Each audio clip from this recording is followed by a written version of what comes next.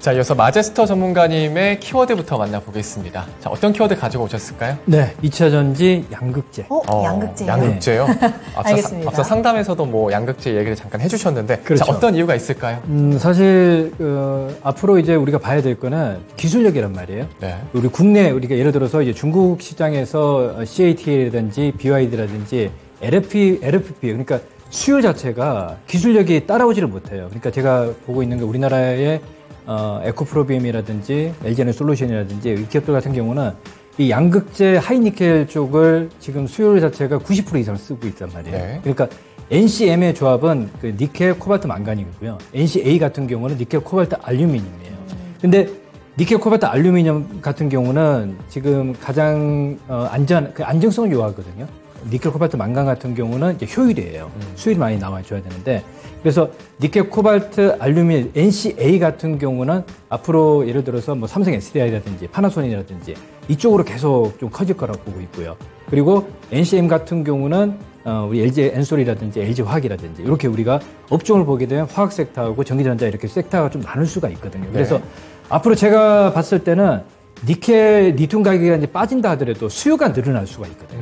그래서 그 기술력이 우리나라 시장만 경쟁하는 게 아니기 때문에 전 세계적으로 경쟁을 해야 되기 때문에 제가 판단했을 때는 지금도 아직 양극재 중에서 NCM, NCA 그러니까 LFP 같은 경우도 사실 지금 우리 국내 기업들 같은 경우도 못해서 안 하는 게 아니에요. 그래서 지금 지금 양산을 한다라고 얘기를 계속 하고 있는 상황이 이제 중국 시장의 어떤 그 경쟁력을 이제 강화하기 위해서 하는 거다라고 좀 보고 있는데 우선순위에 있는 거는 NCM, NCA다.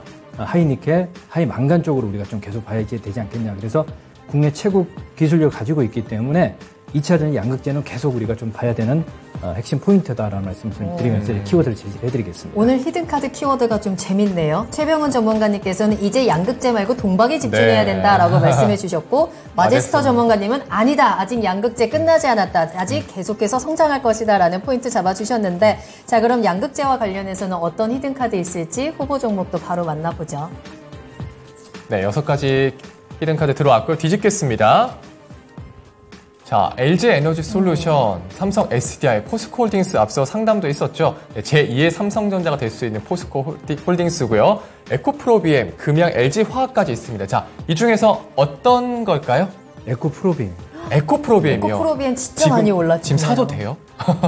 저는 사도 된다고 보고 있습니다. 그래요? 네. 왜 그러냐면 사실 가격적으로 봤을 때 이제 최근에 이제 공매도가 굉장히 심해요. 이제 국내 모 증권사에서 이제 한투 같은 경우도 지금 공매도의 어떤 그 쇼크가 들어올 수도 있다. 저는 이렇게 좀 보고 있는데 네. 왜 그러냐면 이게 가격을 누르고 있는 상황이거든요.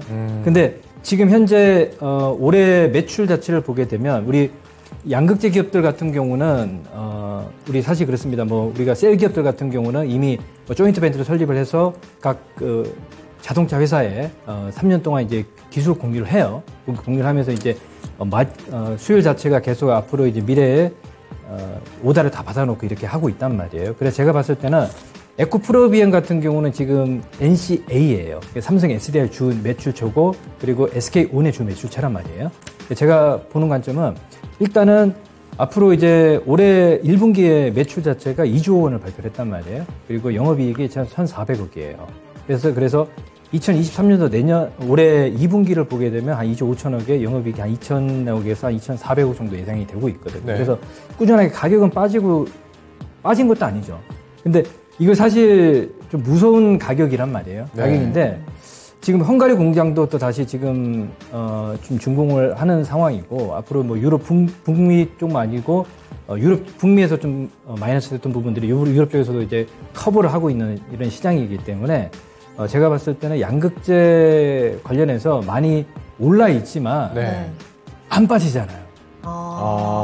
오늘도 보시면 네. 오늘도 에코프로도 사실 다음 주에 우리 MSCI 편입 지수에 포함되는 게 에코프로가 있고 금양이 있고 또 코스모 신소재 이렇게 몇 개 종목이 이제 다음 주 12일을 기준으로 해서 나온단 말이에요.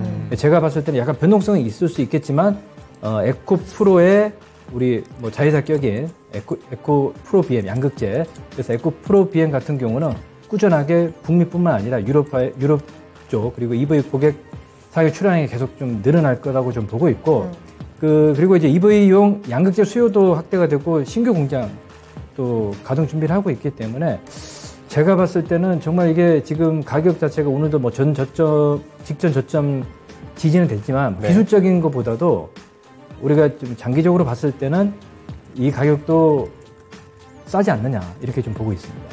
예. 자, 그럼 가격 전략도 좀 한번 세워주실까요? 네.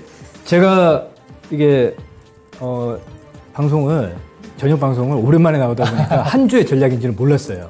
아니에요. 아니에요? 충분히 네, 네. 장기적으로 보시면 장기적으로? 충분히 네. 아, 괜찮습니다. 그렇습니다. 그래서 네. 제가 목표 가격을 네. 55만 원을 제시를 좀 해드리겠습니다. 와, 55만 원. 예, 그래도 지금 네. 충분히 저는 간다라고 좀 보고 있습니다. 네. 예. 그래서 알겠습니다. 네, 네. 손절 가격은 네. 제시를 안 해드리고요. 매수는 현재 가격 충분히 가능하다. 알겠습니다. 분할로 내려올 때마다 매수를 해서 네. 한 21선 정도, 61선 정도까지 만약에 내려오면 네. 정말 싸게 사는 자리가 되지 않겠느냐 이렇게 좀 보고 있습니다. 알겠습니다. 자, 에코프로비엠 아직 늦지 않았다 말씀 주셨습니다. 매수가로는 일단 현재가 말씀 주셨는데 62선까지 내려오면 좀 나눠서 사시는 것도 추천드리겠습니다. 목표 가격은 55만 원 잡아주셨네요. 네.